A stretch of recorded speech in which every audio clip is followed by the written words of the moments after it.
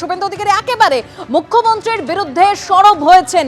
ব্যবসায়ীরা তারাও বলছেন যে রক্ষণাবেক্ষণ ঠিকভাবে হয়নি এবং এই আগুন স্বাভাবিক নয়, অর্থাৎ অস্বাভাবিকতা লক্ষ্য করেছেন তারা। अभी भी आग चल रहा है। पीछे तो एकदम ही है ये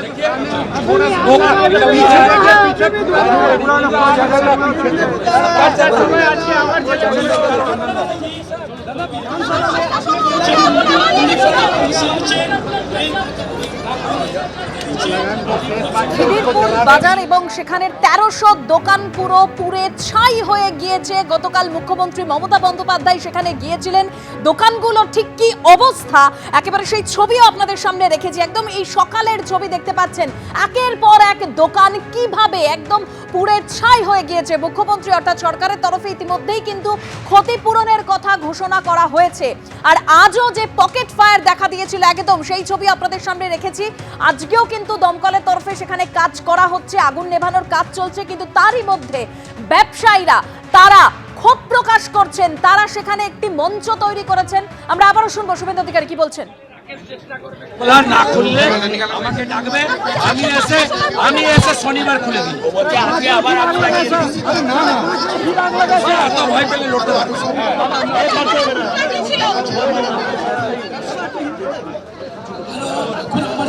কালীবাজার ব্যবসায়ী সমিতি থেকে উপস্থিত আছে সরাসরি আমাদের প্রতিনিধি সন্দীপ সরকার আমাদের সঙ্গে রয়েছেন। সন্দীপ,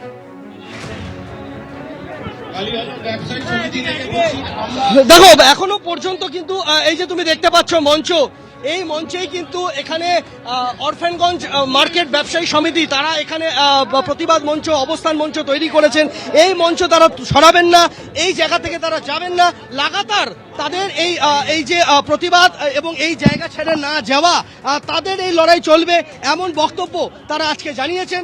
এবং এই মুহূর্তে বিরোধী দলনেতা শুভেন্দু অধিকারী তিনি ব্যবসায়ীদের সঙ্গে কথা বলার পাশাপাশি গোটা মার্কেট যেখানে যেখানে আগুন লেগেছে সেই জায়গা তিনি ঘুরে দেখছেন এবং কথা বলছেন স্থানীয় ব্যবসায়ীদের সঙ্গে। আমরা সেই ছবি দেখতে পাচ্ছি।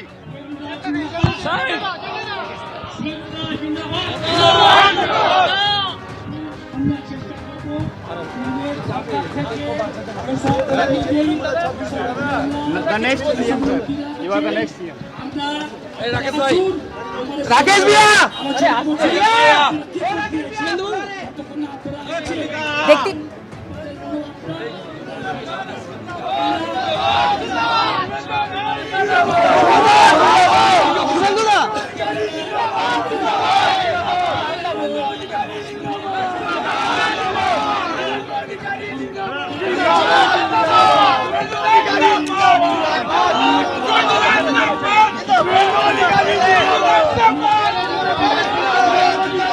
আপনারা দেখতে পাচ্ছেন সেই ছবি। শুভেন্দু অধিকারী খিদিরপুর বাজার থেকে তিনি বেরিয়ে যাচ্ছেন এবং তিনি সেখানে কিছুক্ষণ আগে গিয়েছিলেন। অর্জুন সিংও ছিল তার সঙ্গে।